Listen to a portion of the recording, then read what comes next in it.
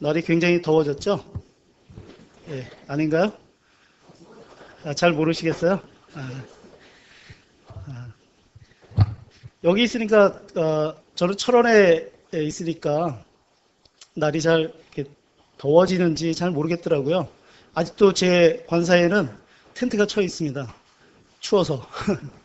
예, 지난주까지 그 영하로 내려가고 그래서 보일러도 떼고, 예, 어제는 서청주에 다녀왔는데요. 한여름이더라고요. 예, 그래서 다들 반팔 입는데 저만 예, 긴 팔에 예, 점퍼에 더워서 아주 혼났습니다. 오늘 비가 오고 나면 예, 또 예, 온도가 좀 내려가겠고 또 더 주위는 더 파릇파릇해지겠죠. 예.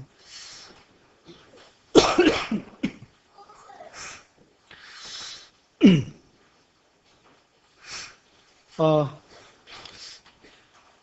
제가 결혼한 지 한 95년도에 했으니까 몇 년 됐죠? 한 24년,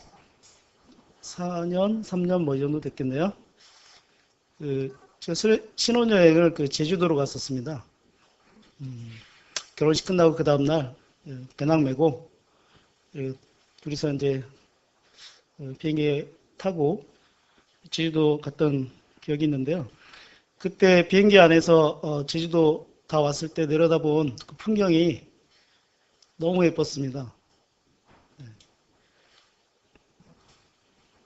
비행기를 타고 이렇게, 이건 제가 찍은 게 아니고요. 가져온 겁니다.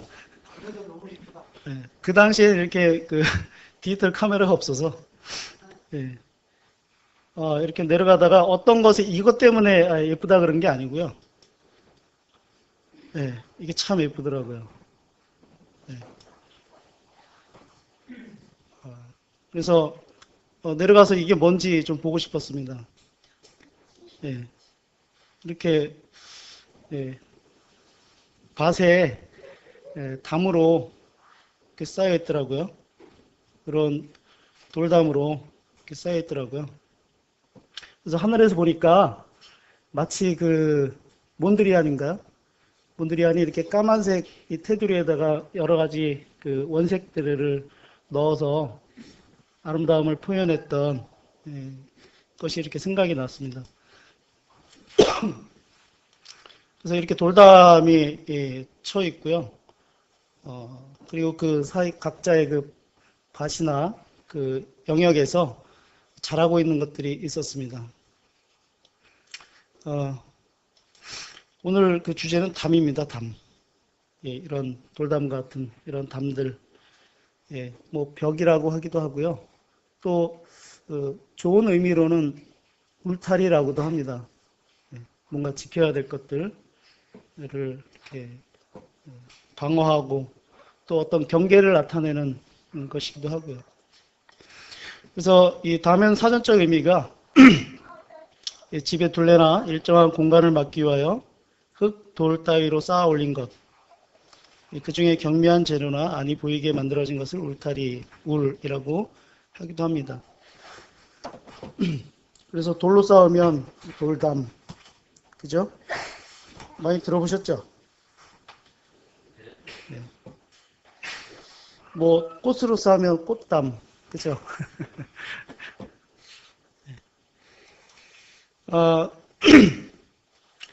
이 담은 오늘 이제 우리가 살펴볼 게 이제 세 가지인데요. 하나는 하나님과 사람 사이에 이 담이 있습니다. 네. 그 담이 무엇이고 또 어떻게 이 담을 헐어버리셨는지, 또 유대인과 이방인 사이의 담, 지난 수요일에 이 부분에 대해서 잘 교제해 주셔가지고 예, 오늘 들으시면서 복습이다 이렇게 생각하시면서 들으시면 좋겠습니다. 그리고 세 번째로 나와 이웃 사이의 담은 어떤 것들이 있고 이것을 해결하기 위해서 어떻게 해야 하는지에 대해서 살펴보도록 하겠습니다.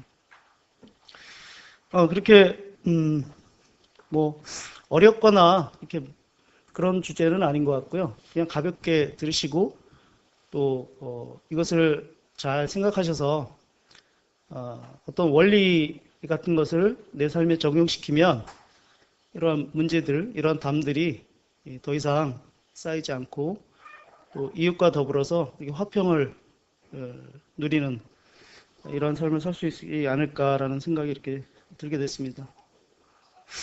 먼저 하나님과 사람 사이에 담이 있었죠. 다들 이 담을 알게 됐었죠. 그렇죠?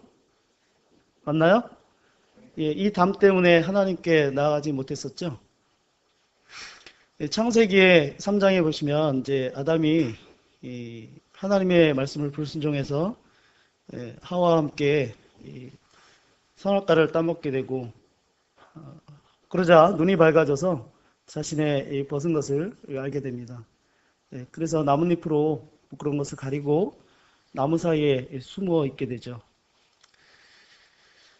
예, 무엇이 하나님과의 사랑과 이 교제에 담을 만들었는가라고 이렇게 좀 생각을 해볼 수 있겠습니다. 이 나무와 나를 숨긴 이 나무, 나를 가린 이 나뭇잎, 이게 무엇이겠습니까?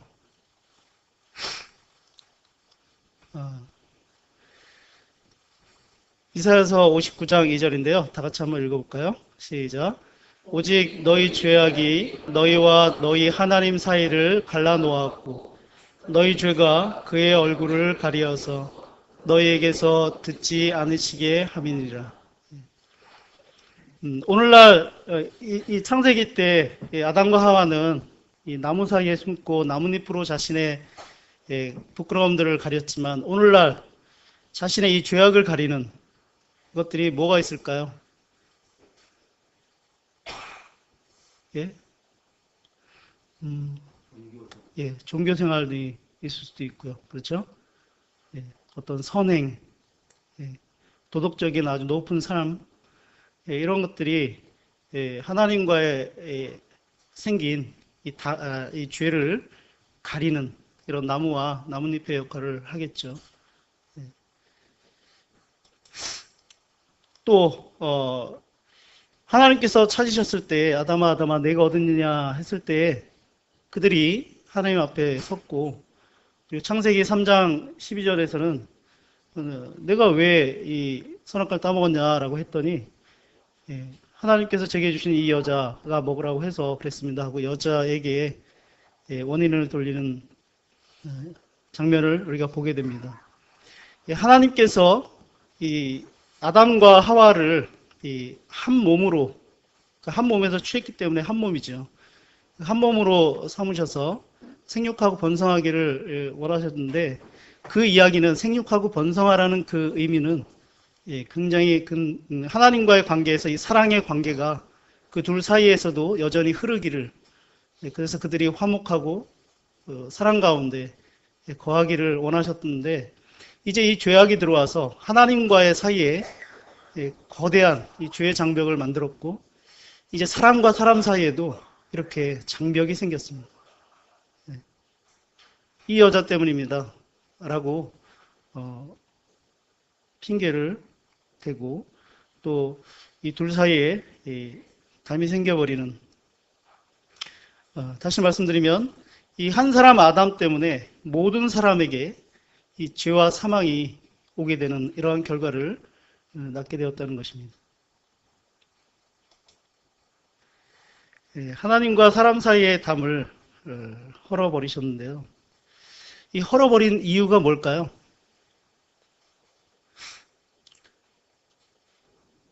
우리가 보통 집에 담을 헐어버릴 때는 그만한 이유가 있지 않을까요?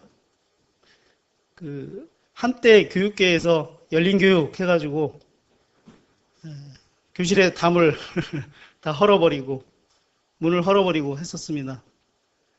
그런다고 열려질까요? 예, 아주 엉망진창, 수업도 집중이 안 되고 여러 가지 부작용들이 일어났었죠. 예, 마음의 담, 이 하나님과 사이에 막힌 이 죄악의 담, 이 불순종의 담, 이 거역의 담을 어떻게 하면 헐을 수가 있을까요? 예, 그것은 사람이 할 수 있는 일이 아니라는 거죠. 예. 하나님께서는 이사야 9장 6절에 이 아들을 우리에게 주시겠다고 약속했습니다. 한번 찾아볼까요? 오늘 그 말씀을 좀 많이 찾을 겁니다. 왜냐하면 성경에서 하나님께서 이 담을 어떻게 헐 수 있는지에 대한 원리를 말씀해 주시는 거기 때문에요. 이사야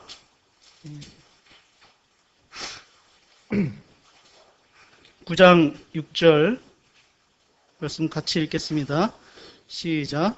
이는 한 아기가 우리에게 낳고 한 아들을 우리에게 주신 바 되었는데 그의 어깨에는 정사를 메었고 그의 이름은 기묘자라 모사라 전능하신 하나님이라 영존하시는 아버지라 평강의 왕이라 할 것입니다.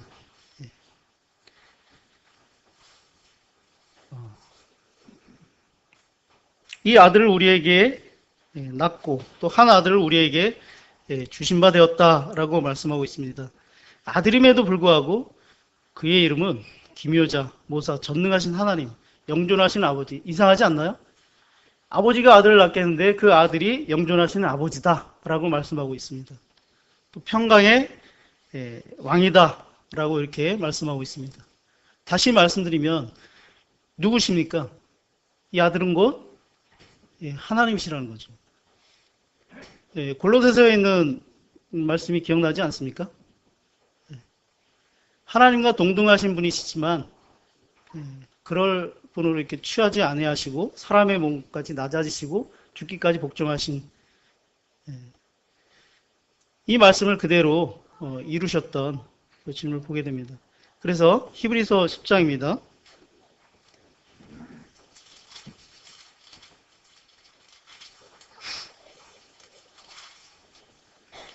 히브리서 10장 11절로 20절인데요.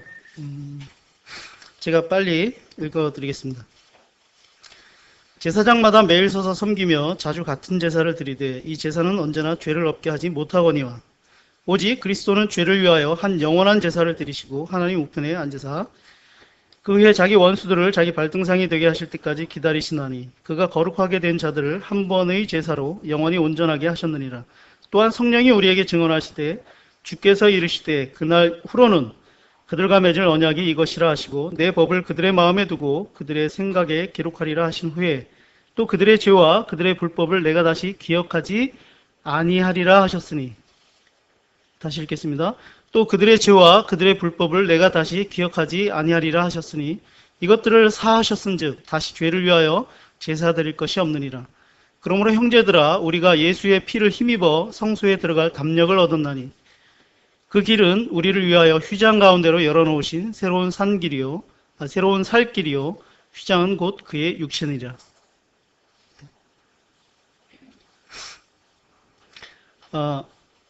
그 성막이나 성전에 보면 이 성소와 지성소를 나누는 그 휘장이 있었습니다. 그죠? 예, 그 휘장이 갈라진 때가 있었습니다. 언제 갈라졌죠? 예수님께서 십자가에서 죽으실 때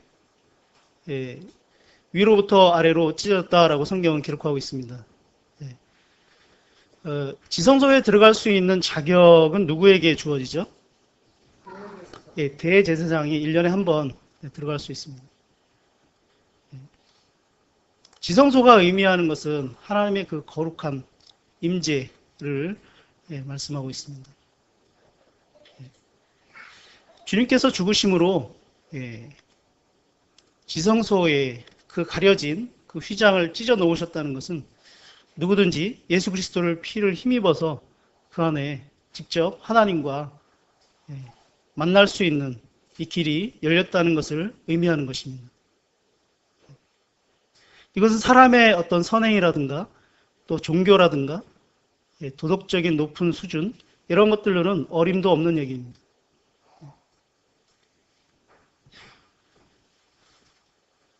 예수님은 요한복음 14장 6절에서 내가 곧 길이다 라고 이렇게 말씀해 주시고 있습니다. 나 외에는 길이 없다는 뜻입니다. 예수 그리스도 외에는 길이 없습니다. 사도행전 4장 10절에서도 천하의 구원을 얻을 만한 다른 힘을 주신 일이 없다라고 말씀하고 있습니다.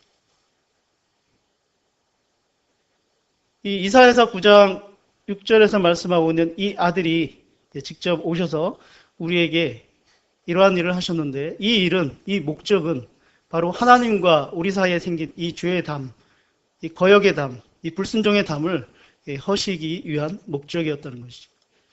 그렇게 헐어버리면 우리가 하나님께로 직접 나아갈 수 있는 길이 생기고, 또 하나님의 사랑을 새로 이렇게 교제하게 되는 이러한 놀라운 일이 생긴다는 것이죠. 그래서 예수님은 그 일에 제물로 오신 것입니다. 로마서 말씀을 같이 보시겠습니다.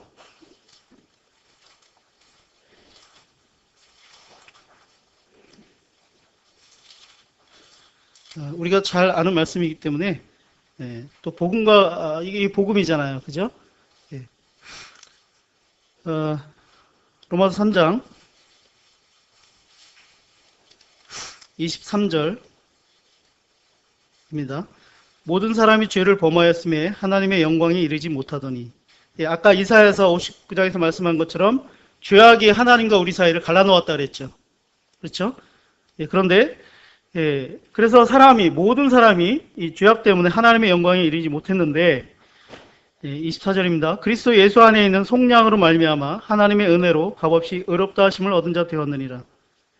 이 예수를 하나님이 그의 피로써 믿음으로 말미암는 화목제물로 세우셨으니, 이는 하나님께서 길이 참으시는 중에 전에 지은 죄를 간과하심으로 자기의 의로우심을 나타내려 하심이니.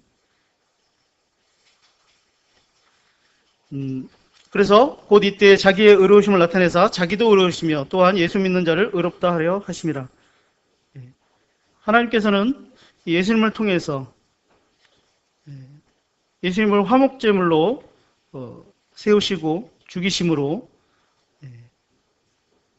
하나님께로 하나님과 멀어졌던 우리 인생을 속량하셨습니다. 이것이 하나님의 은혜인 것입니다.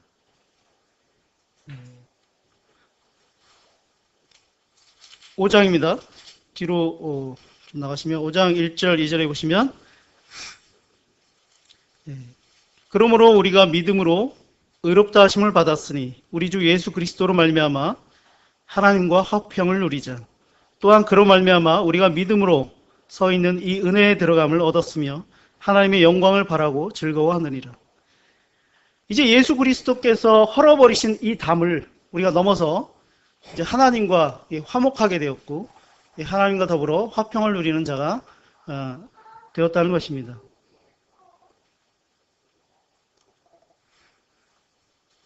그리고 이것이 우리에게 베푸신 하나님의 은혜라고 말씀하고 있습니다.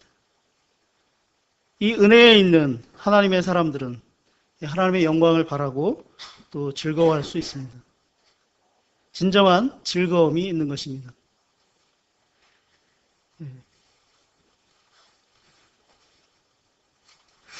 디모데전서 2장 5, 6절은 제가 찾아서 읽어드리겠습니다.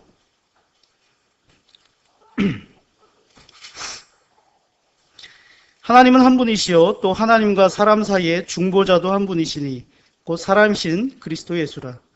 그가 모든 사람을 위하여 자기를 대속물로 주셨으니 기약이 이르러 주신 증거니라. 하나님께서 아들을 주시겠다고 하는 이 약속의 기약이 이르러서 이제 예수 그리스도께서 오셨고, 또 그 예수 그리스도께서 하나님과 우리 사이에 중보자가 되셨습니다.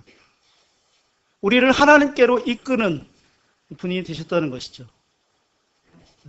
그렇기 때문에 예수 그리스도 외에는 하나님께로 갈 수 있는 길이 전혀 없는 것입니다. 오늘 그 차 안에서 우리가 그 성도님들과 이 신천지에 대해서 잠깐 얘기하면서 참 우리나라의 자칭 예수, 자칭 하나님이라고 하는 사람이 참 많다라는 얘기를 했습니다. 그런 사람들이 하나님께로 가는 이 길이 될 수 있을까요?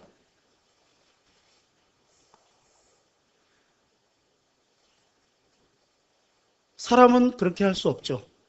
왜냐하면 자격이 안 되기 때문입니다. 자격이라는 건 어떤 자격을 말씀하는 거죠? 일단 첫 번째로 약속의 이 이사야서 9장에 있는 말씀처럼 약속으로 오신 분이 없다는 거죠. 예수님 외에는. 그죠? 그리고 모든 사람이 죄를 범했기 때문에 누구도 이 중보자가 될 수가 없습니다. 한국 제물이 될 수 없습니다. 여자의 후손으로 오신 예수 그리스도만 죄 없는, 흠 없는 한 마리의 어린 양으로 화목 제물이 될 수 있었던 것입니다.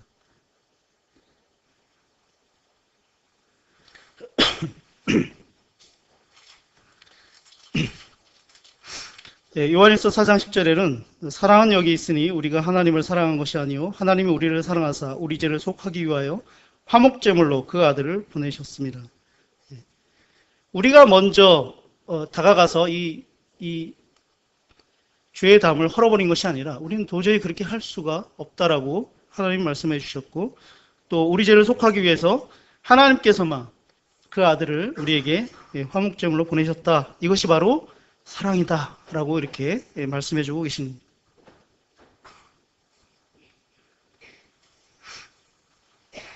골로새서 말씀을 같이 찾아보겠습니다. 골로새서 1장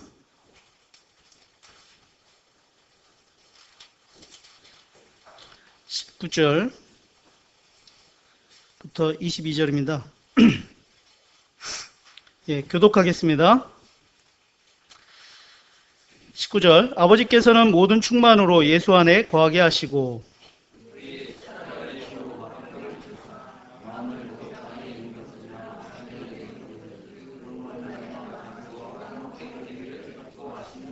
전에 악한 행실로 멀리 떠나 마음으로 원수가 되었던 너희를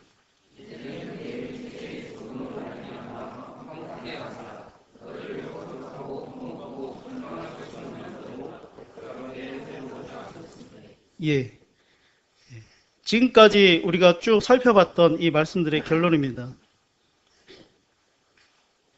하나님과 원수되었던 이러한 자들을 이제는 예수 그리스도의 죽음으로 하나님과 우리 사이에 막힌 죄의 담을 헐어버리시고 또 우리와 하나님 사이에 화평을 이루시고 또 화목하게 하셨습니다. 또 우리를 거룩하지 못하지만 예수 그리스도의 피로 거룩하고 흠없고 책망할 것이 없는 자로 하나님 앞에 은혜로 세우셨습니다. 그래서 누구든지 이 예수 그리스도의 피를 의지하면 하나님과 더불어 교제할 수 있고 하나님과 더불어 사랑을 나누면 이런 삶이 생기는 것입니다.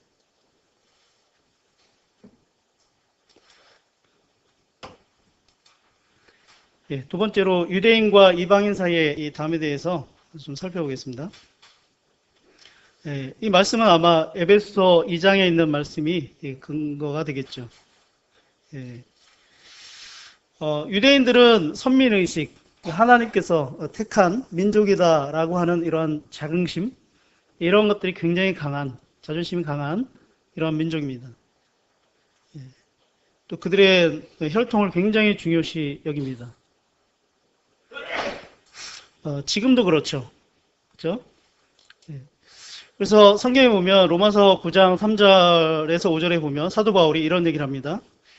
저희는 유대인에 대해서 저희는 이스라엘 사람이라 저희에게는 양자됨과 영광과 언약들과 율법을 세우신 것과 예배와 약속들이 있고 조상들도 저희 것이요 육신으로 하면 그리스도가 저희에게 나셨으니.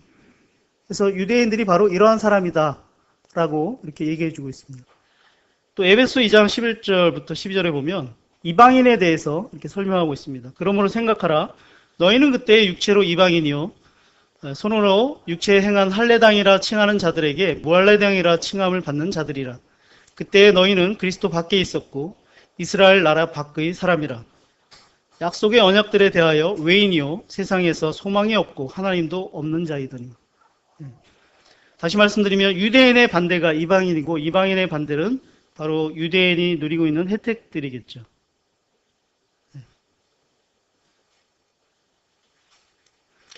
그래서 이 두 유대인을 빼고 유대 민족만 빼고 나머지 모든 민족은 다 이방인이 되는 것입니다. 외인이고 하나님이 없는 자이고 율법도 상관없습니다. 어떤 희생의 제사도 아무 상관이 없습니다. 언약들, 하나님께서 주신 모든 약속들도 이방인하고는 전혀 상관이 없는 것들입니다. 그러니까 이러한 약속들, 이런 하나님이 우리와 함께 하신다는 이런 자긍심이 그들에게 얼마나 강했는지 우리는 이 말씀을 보고도 쉽게 이렇게 짐작할 수 있을 것입니다. 예, 여기는 이스라엘 국립박물관인데요. 이 박물관 앞에 보면 이렇게 모형으로 옛날 예루살렘 모습을 이렇게 만들어 놓은 곳이 있습니다. 예전에 층창임하고 이곳에 갔었던 기억이 있는데요. 여기 있는 여기 오른쪽에 있는 큰 건물이 뭘까요? 예, 성전입니다. 예, 헤롯 성전 모형입니다. 그리고 요 안에 보면 이게 이제 성전인데요.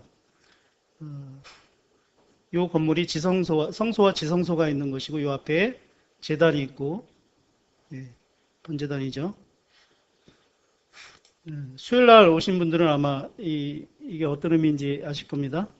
여기 보면, 예, 지성소와 성소가 여기 있고요. 요 앞에 제단이 있고, 그리고 요 통로 같은 것이 있는데요. 여기에 이스라엘의 뜰이 있습니다.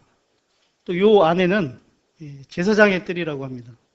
제사장들이 주로 다니던 곳이고 거하는 곳이죠. 이스라엘의 뜰은 이스라엘 사람들 중에 남자들의 뜰을 의미하는 것입니다. 그리고 그 바깥에 여인의 뜰이 있습니다. 그리고 이 본체에 해당하는 이 성전 외곽의 바깥뜰에, 이 바깥뜰이 바로 이방인들이 거할 수 있는 이방인의 뜰이었습니다. 이 이방인의 뜰은 누구나 다 들어오는 게 아니고요.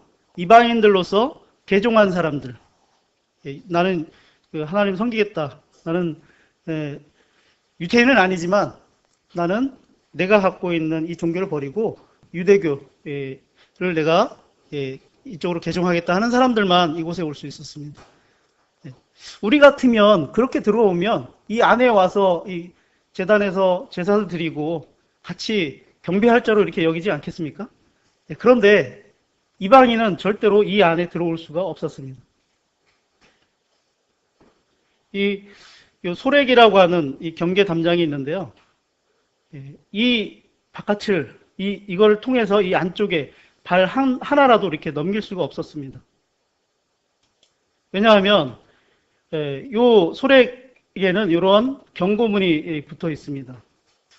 이게 뭐냐면 어떤 이방인도 이 경계를 넘어 성소와 현관 앞으로 들어오지 못한다. 만약 어기는 자는 자신의 죽음에 대해 자신에게 책임이 있음을 알아야 한다. 다시 쉽게 말씀드리면 이걸 넘으면 죽이겠다 이런 뜻이에요. 그건 네 책임이야 라고 말하는 거예요. 그래서 유대인들은 이 바깥들에 13개 정도의 기도할 수 있는 장소가 이렇게 마련되어 있어서 거기에서만 기도할 수 있었어요. 그러니까 유대인과 이방인들의 사이에 이 담이 얼마나 높았는지를, 또 두꺼웠는지를 우리가 알 수 있다는 거죠. 성경에도 보면 예수님 시대에도 예수님께서도 이렇게 정말 미워서 그런 건 아니지만 내가 이방을 위해서 온 것이 아니다라고 이렇게 말하는 부분들이 있습니다. 그때 어떤 여인이 뭐라고 했습니까? 자기를 개로 표현하면서, 왜냐하면 유대인들이 이방인들을 개로 표현했기 때문에 개도 자기 주인의 상에서 떨어진 음식을 먹습니다라고 이런 신앙의 고백을 하잖아요. 그 정도로 이 유대인과 이방인이 상종하는 것은 이 율법에 어긋나는 것입니다.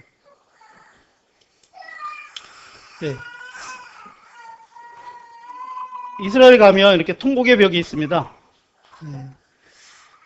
헤롯이라고 하는 사람은 유대인이 아니에요. 헤롯이 유대인이 아닌데, 그런데 헤롯 성전을 만들죠. 이스라엘은 제일 먼저 성막에서 이제 성전을 짓게 됐는 게 첫 번째 제일 성전이 이 솔로몬 성전입니다. 그 다음에 그들이 바벨론에 의해서 그 성전이 회파되고 바벨론의 포로로 이렇게 잡혀갔다 와서 다시 지은 것이 수룹바벨 성전입니다. 그것도 곧 회파가 되고 이제 헤롯에 의해서 모리아산 이곳에 성전이 세워지게 되는데 그것이 바로 헤롯 성전인데요. 그런데 그 성전이 그 AD 70년 로마의 타이터스 장군에 의해서 완전히 회파가 됩니다. 돌 위에 돌 하나 남지 않게 됩니다. 그런데 이 바깥벽, 이 서쪽 벽만 이렇게 남겨뒀습니다. 이런 모양은 아니었고요. 굉장히 낮은 모양이었는데 그때 유대인들이 세계로 흩어지게 되고 남아있던 이 유대인들이 이곳에 와서 성전이 허물어진 것에 대해서 애통했던 그런 벽입니다. 지금도 이렇게 사람들이 모여서 이곳에서 울면서 흔들면서 기도를 합니다. 우는 모습 보이세요? 애통해하는 그런 벽입니다.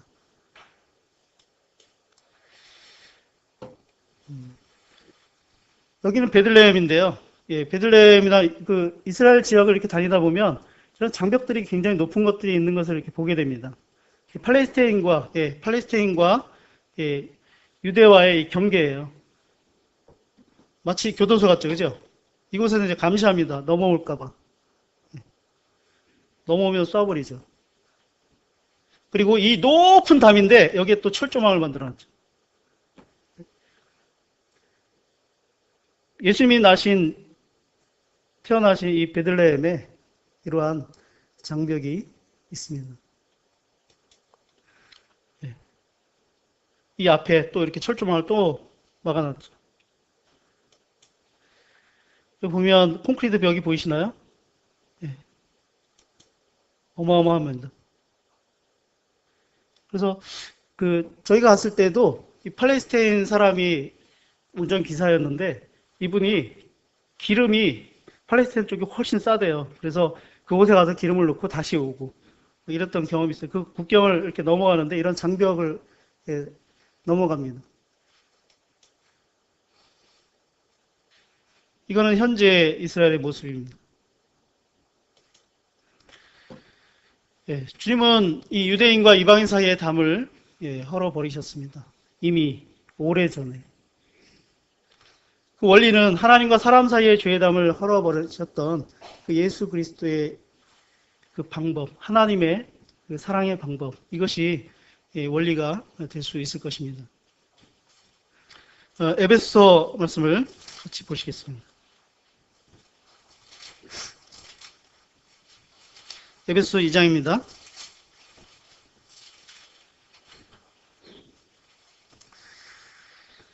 에베소 2장 12절부터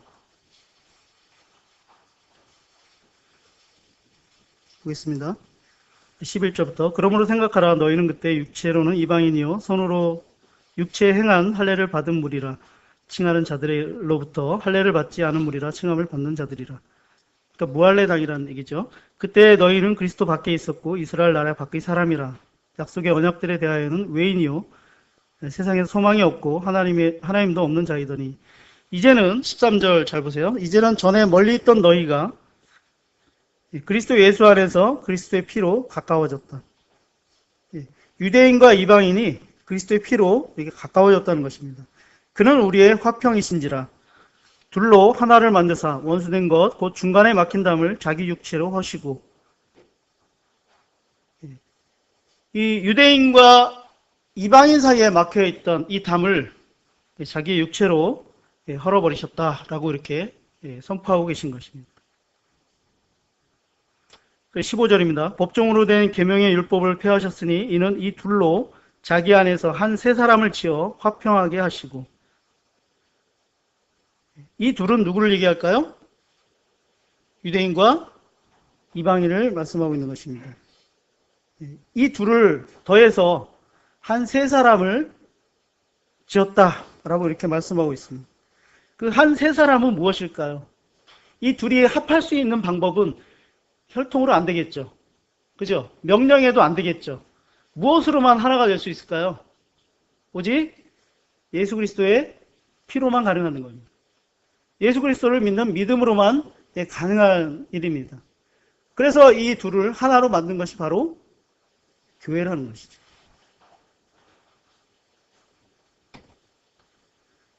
(16절) 또 십자가로 이 둘을 한 몸으로 하나님과 화목하게 하려 하심이라. 원수된 것을 십자가로 소멸하시고 또 오셔서 먼데 있는 너희에게 평안을 전하시고 가까운 데 있는 자들에게 평안을 전하셨다라고 말씀하고 있습니다. 이 유대인이나 이방인이나 다 죄 아래에 있는 자들이라고 로마서 3장 9절에 말씀하고 있습니다. 수요일날 이러한 공식을 말씀해 주셨죠. 유대인 더하기 1 더하기 1은 1이다. 유대인과 이방인을 더해서 한 세 사람 교회를 지었다라고 말씀하고 있습니다. 그 이유는 화평하게 하기 위해서, 또 십자가로 이 둘을 한 몸으로 하나님과 화목하게 하기 위해서. 하나님과의 화목했던 이 방법이 바로 지금 이 유대인과 이방인 사이에 맡긴담을 헐어버리는 그 방법과 동일한 것을 아마 우리가 말씀을 보면서 보셨을 겁니다.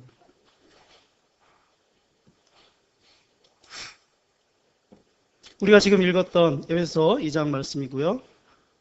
그래서 이 교회가 한 성령 안에서 하나님께, 아버지께 나아감을 얻게 하기 위해서 예수님이 자기 육체를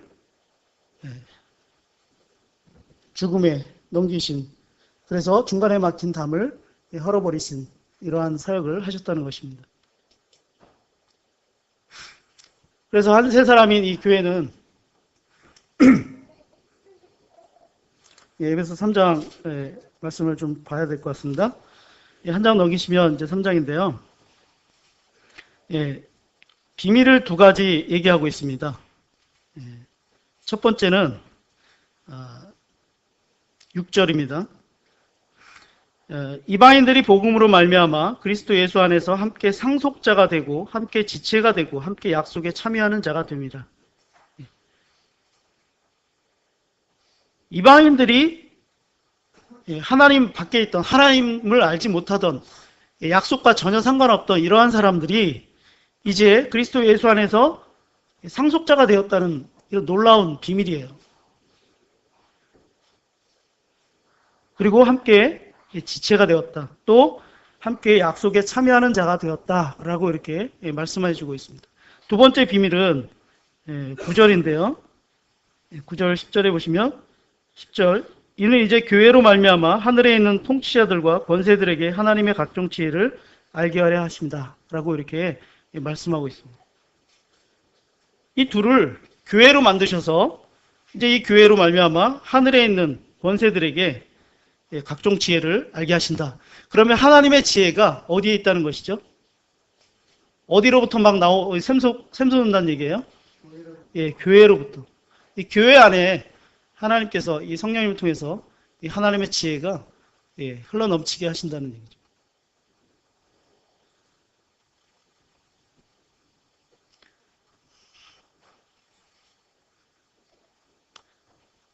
갈라디아서 3장에서는 믿음으로 하나님의 아들이 되고 또 약속의 자손이고 유업을 이을 자다라고 이렇게 말씀해주고 있습니다.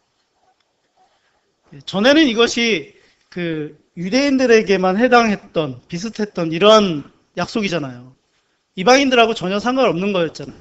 그런데 유대인들에게 한 약속, 또 그 약속들을 폐하시고 이제 한 세 사람을 만들어서 그 안에 새로운 성령의 법으로 이루어지는 약속들을 주셨다는 것입니다. 그래서 어떤 사람은 이 교회를 이 이스라엘과 동일시 보는 사람들이 있어요. 유대인들과. 전혀 그렇지 않습니다. 유대인과 이방인 교회는 전혀 별개의 부류들이에요. 그래서 이 예언에 대한 말씀들도 교회에 대한 예언들이 있고 또 유대인들에 대한 예언이 따로 있습니다.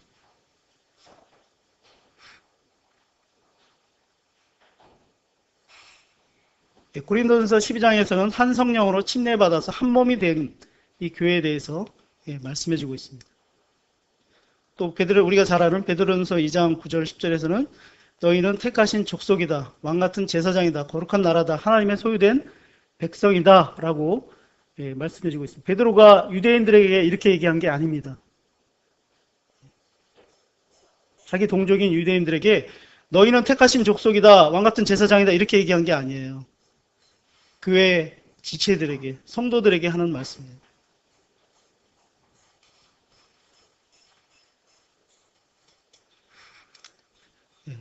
교회는 유기적인 사랑의 공동체입니다. 그리스도의 몸입니다. 고린도전서 12장에서는 이 몸의 비유로 말씀해주고 있습니다. 오직 하나님이 몸을 고르게 하여 부족한 지체에게 귀중함을 더하사 몸 가운데서 분쟁이 없고 오직 여러 지체가 서로 같이 돌보게 하셨느니라. 만일 한 지체가 고통을 받으면 모든 지체가 함께 고통을 받고 한 지체가 영광을 얻으면 모든 지체가 함께 즐거워하느니라. 너희는 그리스도의 몸이요 지체의 각 부분이다. 우리에게, 이 교회에게 말씀해주고 있습니다. 교회는 그리스도의 몸이다. 예수 그리스도는 교회의 머리다. 너희들은 지체의 각 부분이다. 그러니까 우리 지체, 몸의 지체에서도 쓸데없는 것들이 없잖아요. 귀중하지 않은 것이 있나요? 머리카락 하나 빠져도 얼마나 한숨을 내십니까? 저는 요즘에 머리카락이 빠져가지고요. 자꾸 여기가 이렇게 허옇게 됩니다. 너무 아까워요. 그것뿐이겠습니까?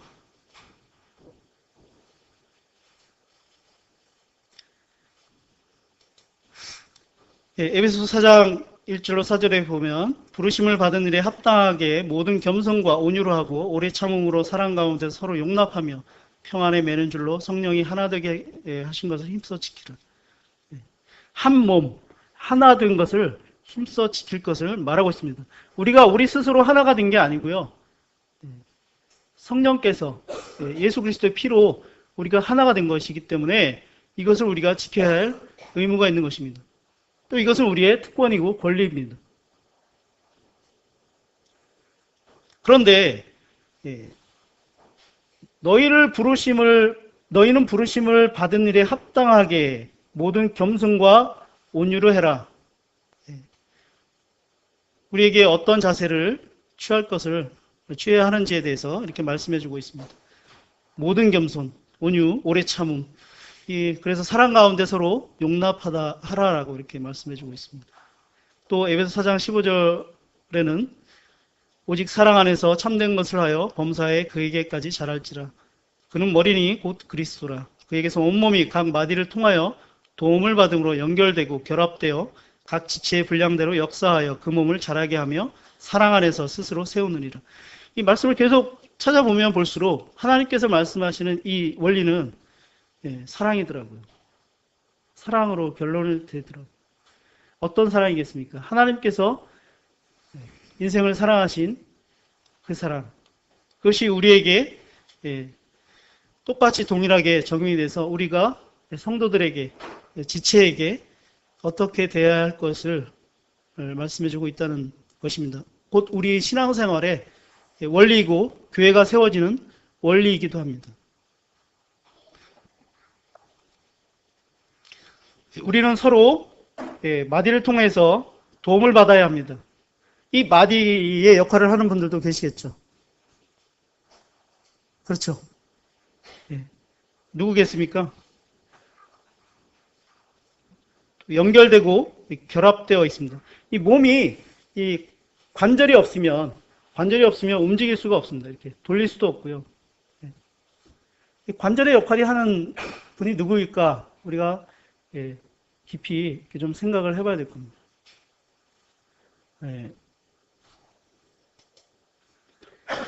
소재에 대해서도 이렇게 교제해 주셨었죠. 고운 가루가 될 때까지 빻아 기름으로 반죽하여 한 덩어리로 하나님께 드렸던 이 제사. 예수님께서 자신이 가루가 될 때까지 헌신하시고 자신의 몸을 드리셨죠. 마태복음에서는 먼저 가서 형제와 화목하고 와서 예물을 드려라 라고 말씀해주고 있습니다. 이 화목이 얼마나 중요한지 하나님께서 여러 성경의 말씀에서 이렇게 말씀해주고 있습니다. 에베소 4장 32절, 5장 2절에서는 서로 친절하게 하며 불쌍히 여기며 서로 용서하기를 하나님이 그리스도 안에서 너희를 용서하신 것 같이 하라. 이것이 원리입니다. 하나님이 나를 용서하신 그 용서함으로 형제를 대하고 지체를 대하라는 의미입니다. 그렇게 하기 위해서는 나를 얼마나 사랑하셨는가 하는 그 하나님의 사랑에 대해서 깊이 묵상하고 그것이 내 삶을 통해서 드러나야겠죠. 내 말과 내 언행과 내 말과 행동과 생각 속에서 이것이 저절로 이렇게 뿜어져 나와야 할 것입니다. 세 번째는 나와 이웃사이의 담입니다. 담장을 치죠. 이 집은 굉장히 잘 사는 집인가 봐요. 훔쳐갈 게 많은 것 같아요. 그렇죠?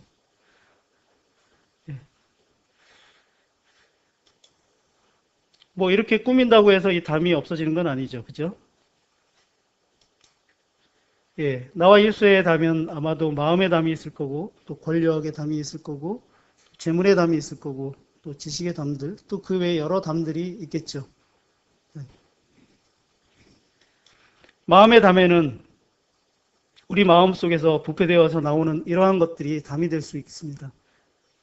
미움의 담, 시기, 질투, 욕심, 투기, 무정, 교만, 무시, 불통, 욕설, 거짓, 음란, 탐욕, 가식, 염려, 저주, 자랑, 경쟁, 살인, 이러한 담들이 우리의 마음에 사람과 사람 사이에, 이웃 사이에 담을 만들어서 도저히 소통하지 못하게 만들고 교제하지 못하게 만드는 이런 담이 될 수 있겠죠.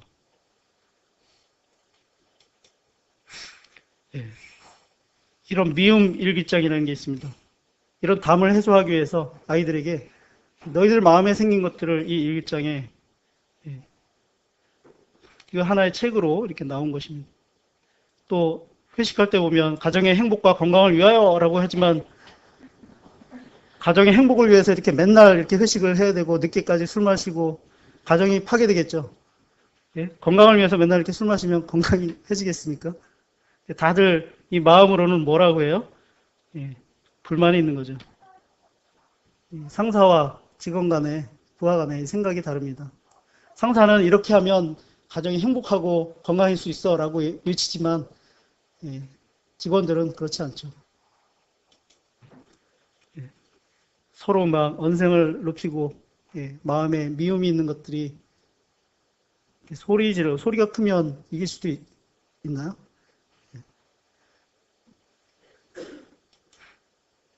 또 아무리 얘기해도 듣지 않죠. 너는 떠들어라. 담이 있는 거예요. 소통이 불통이면 우라통이 터진다. 가만히 있어 그랬더니 가만히 있으라고? 서로 의미가 다르니까. 이렇게 모여도 화목을 위해서 모여도 서로 각자의 담이 있어서 그 담 안에서 자기만의 세계를 구축하고 생활하게 되죠.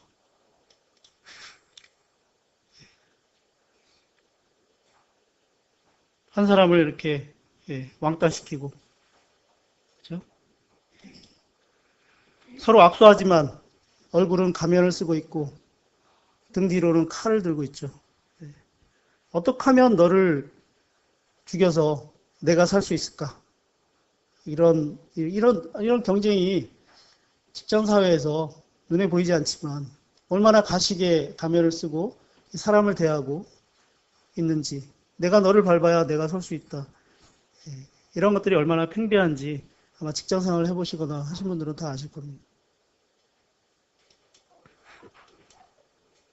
왜 뒤로 가죠?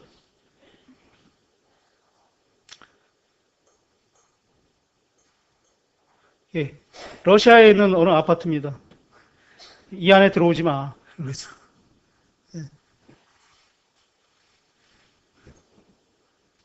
권력의 담도 있습니다. 전쟁, 경쟁, 집단 이기심.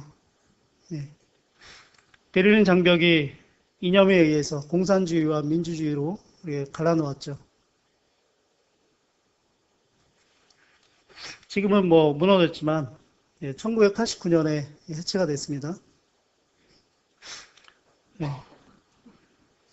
이 정치적으로 이렇게 서로 아주 그냥 심리적인 싸움, 또 말싸움, 트위터 싸움, SNS 싸움, 뭐 아주 심각한 싸움들을 서로 벌이고 있죠.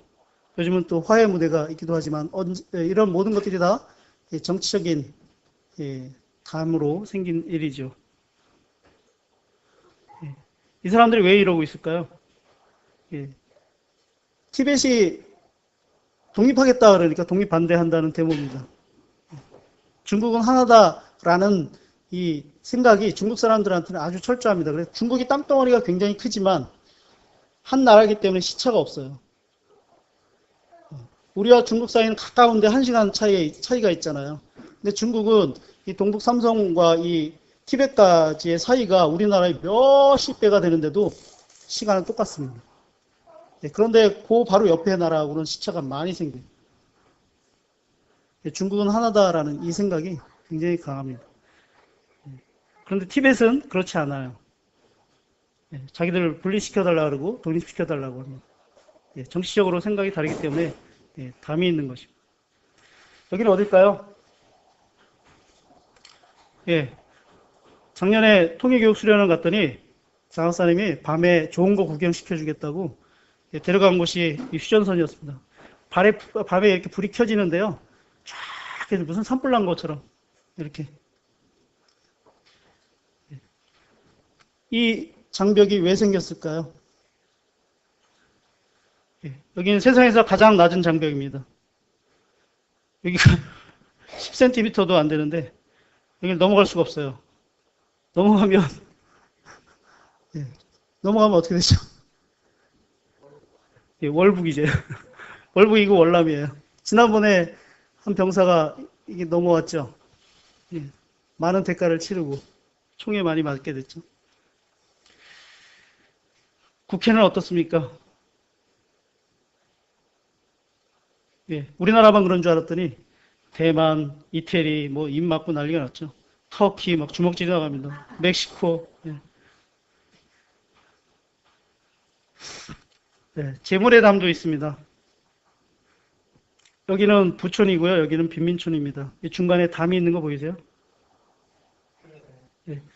저는 이거 합성사진인 줄 알았어요. 그런데 여기는 빈민촌이고요. 여기는 부촌이에요. 더 확대해 보니까 이렇게 담 보이세요?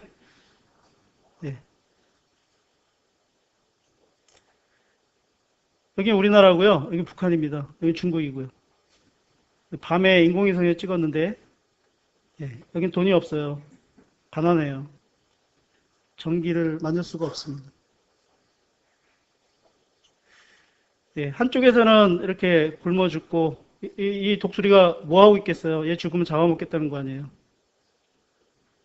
그런데 우리나라는 버려지는 무상급식 음식 쓰레기 무료로 주는 그 밥도 다 버려서 연간 약 11만 톤, 140억 원이 소요된다. 한쪽에서는 버려지고 한쪽에서는 없어서 못 먹고. 빈부에 이런 담들이 있죠. 요즘에 이슈가 되는 택배에서 이 갑질 문화. 그죠? 내가 돈이 많은데 내 마음대로지. 네가 내 돈 받아 먹으면서 왜 그렇게 말하고 그렇게 행동하냐 하면서 막 그냥 욕설을 퍼붓죠. 또 지식의 담, 이 차별. 로마서에 보면 하나님의 의는 차별이 있다 없다? 없다라고 말씀하고 있어요. 로마서 3장 22절에 하나님의 의는 차별이 없다라고 말씀하고 있어요. 모든 사람을 여기 가기 위해서 무지하게 노력들 하시죠. 일명 스카이 대학. 그죠? 우리나라 100대 기업 CEO 중에 10명 중 4명은 스카이 출신이다. 로스쿨에 젊은 스카이 출신을 많이 뽑아요. 변호사 시험 합격률을 높이기 위해서. 자, 원리는 똑같습니다. 하나님과 사람 사이의 죄담을 헐어버리신 예수 그리스도를 우리가 생각해야 되고, 또 예수의 삶, 예수님이 어떠한 삶을 살았는가를 우리가 좀 이렇게 관찰을 해야 돼요. 예수님은 유대인으로부터 멸시받는 갈릴리에서 사역을 시작했고요. 개처럼 취급하는 사마리아에 들어가 사람을 만나고 이방 지역 두로와 시돈에서 사역하셨고, 또 죄인으로 멸시당하는 세리를 제자 삼고 세리집에서 함께 식사했습니다. 또 병들고 추한 나환자, 중풍병자들을 치료하셨고 여자와 어린아이를 세워주셨으며 상전과 종의 관계를 그리스도의 피로 형제 관계로 삼아주셨습니다. 죄인을 위해 끝내 희생까지 하셨습니다. 누가복음 10장에 보면 예수님이 한 바리새인에게 네 이웃이 누구냐라고 묻는 질문이 있습니다. 강도 만난 자의 이웃이 누구냐라고 이렇게 질문을 하는데, 요한복음 10장에는 강도가 무엇인지 절도가 무엇인지 얘기하고 있습니다. 문으로 들어오지 아니한 모든 것들이 다 절도요 강도다라고 얘기하고 있습니다. 예수님 외에 모든 것들, 다시 말하면 아까 나무와 나뭇잎 얘기했었죠. 자신의 어떤 선행, 또 도덕, 종교 이런 모든 것들로 인해서 마음이 상한 자들, 하나님께로부터 버려진, 죄악으로 인해서 버려진 이런 자들이 바로 그들의 이웃이 누군가 라는 것을 우리가 생각해야 됩니다. 그러한 심정으로 이웃을 우리가 바라봐야 되고 또 영혼들에게 복음을 전해야 할 것입니다. 로마서 1장 말씀을 보고 마치도록 하겠습니다.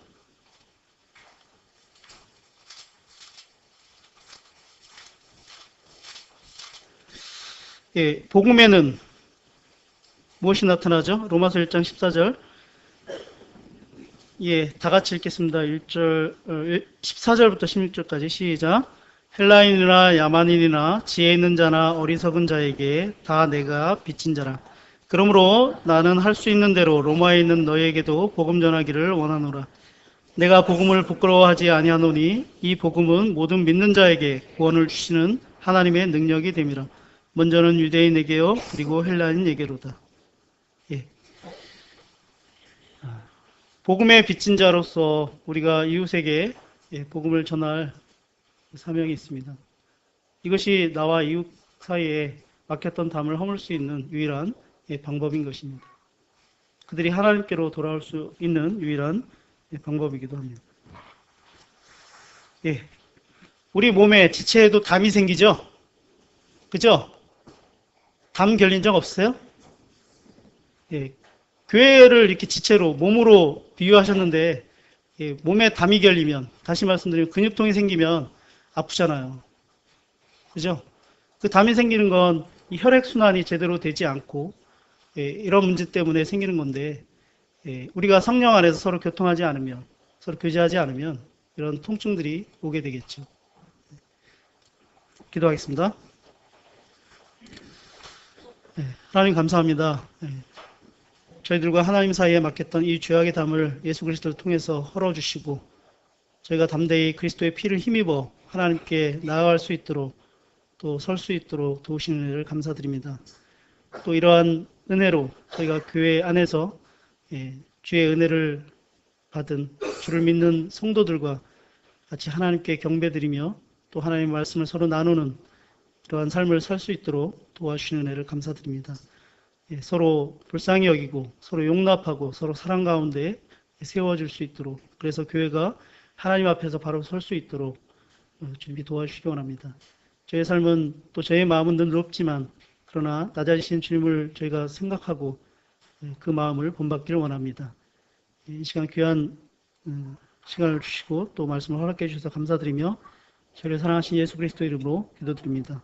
네.